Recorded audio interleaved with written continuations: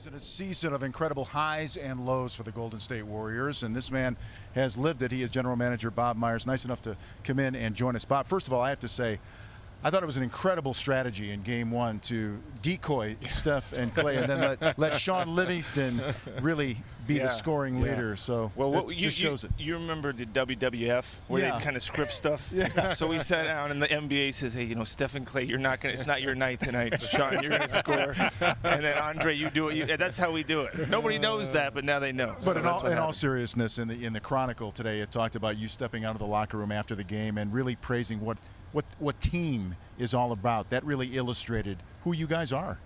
Yeah, you know, Vince, the stars get the glory; they deserve it, right? But there's a lot of guys that make a team go and get our team to where we are now, and those guys matter just as much. And to see those guys be ready and step up, and Sean Livingston's story, I would never get tired of telling that story, because these guys know, you know, the play Dennis Isaiah. He was a high draft pick, and then he sat there on the floor thinking, I may not walk.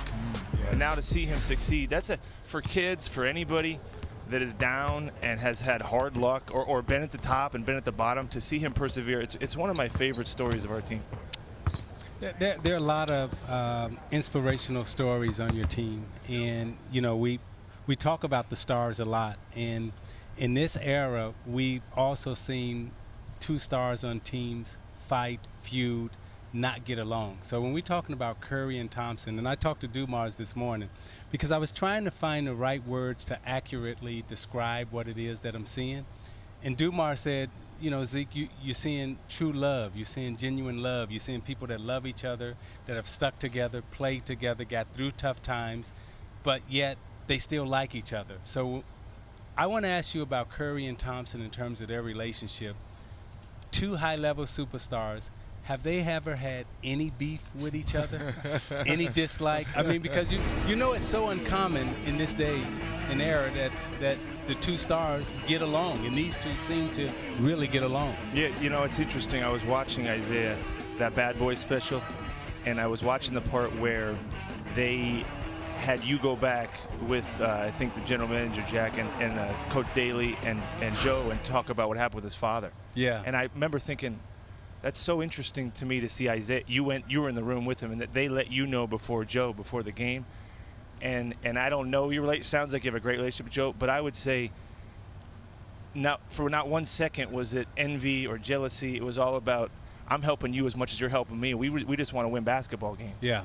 And from a distance, that's what it looks like you guys had, and that's really what these two have. And it's not.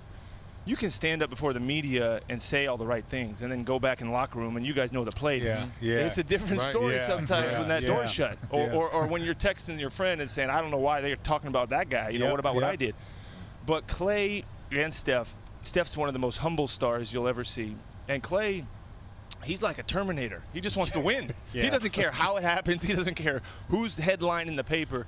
He just loves playing basketball and competing. So one of my favorite stories of this postseason was, and I told it after we had beaten Portland, Steph and Draymond were up on the podium. And so they had finished and concluded the interview, and Steph was about to get up. And they said, any more questions? And they said, no questions. So Steph pushed up from the podium, and then he said, hang on a second. He sat back down. He said, you know what? I want to make sure everybody understands how great a series Klay Thompson had. He said, he doesn't get enough credit. And I called him, and I said, that's leadership. And that's why they can have that genuine affection for each other, which is real.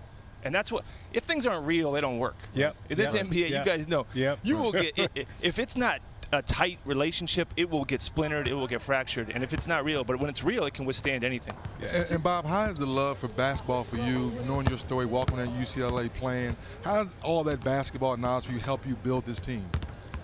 You know, I was thinking about what would make a good GM, and the best GM, to be honest, in my opinion, would be one that could actually play with the people. Like when you guys were players, you knew more than I know who can play, who can't. Yeah, exactly. You know when it's going to be a tough night for you.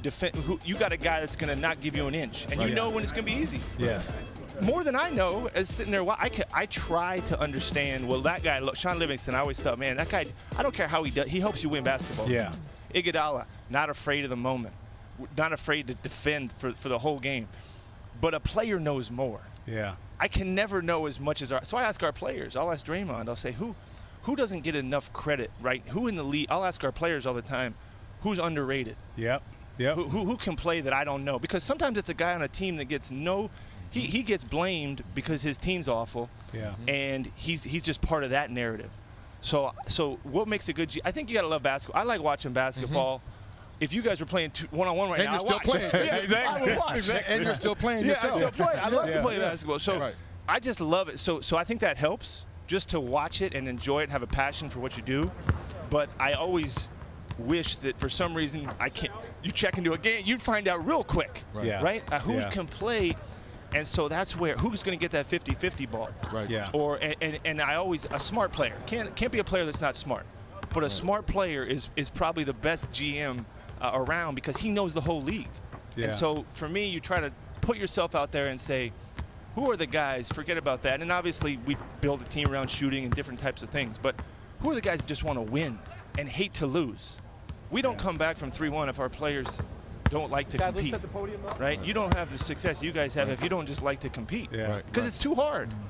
Bob, real quick, we talk about shooting. You have two guys that attempt 10 threes a game. Now, back in my day, 20 years ago, when I broke the record, I only took about 7.5 a game, so I feel a little jealous 20 years later. That's amazing. That's amazing to see two guys attempt 10 threes a game and shoot at a high level. Yeah, well, one game this year early, Curry had 15 three-point attempts. Right. And I walked back in the locker room and I said, you know what's crazy? I said, nobody's even talking about it. It's not even mentioned that he took 15.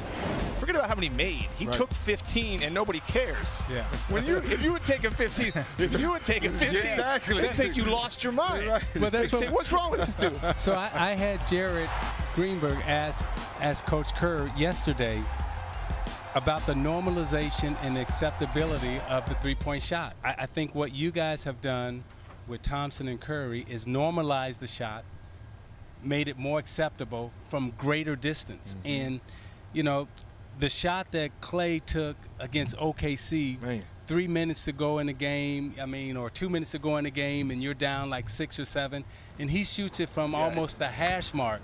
You know, just 3 years ago, that shot is considered like a terrible shot.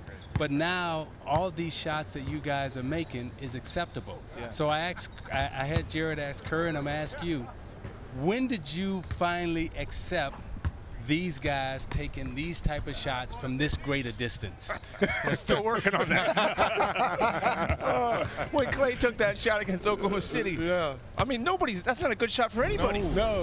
I thought they got it. It was 29 feet from the top of the key with Westbrook, you know, and you can't blame Russ. Look at these shots. Look at some of these shots. They don't. I suppose come on. You have to, at some level or at some moment in time, accept it. But they go against everything. For me, even maybe the next generation will not even blink. But I'm still part of watching you guys. I'm still part of. That's not a good shot. Yeah. But these guys are changing what a good shot is and what a good shot isn't. Because absolutely. For Steph and Clay, and guys like Lillard, and there's a lot of guys now that is there a bad shot? I mean, there is. Time and score matter more. That's what we got to figure. Sometimes we get caught up in that's a bad shot for that time. Well, time and score, like I said, 15 seconds on the shot clock. And you're on the road. Yeah, I know. Pressure situation. No. In that game, we were going to the fourth quarter, and I looked at Travis Schlenk, assistant GM, and Kirk Latham. And I looked at him and I said, it's going to take something heroic to win this game. And what Clay did was heroic. I mean, for basketball standards, but not life. But the shots he made, they defended him great. It's not bad defense. And so, it's. Let's not overanalyze it. Let's just enjoy it. Let's just enjoy it. Bob, thanks for stopping by. Always a pleasure to speak with you. Take care. Appreciate the time. Yes. Best of luck.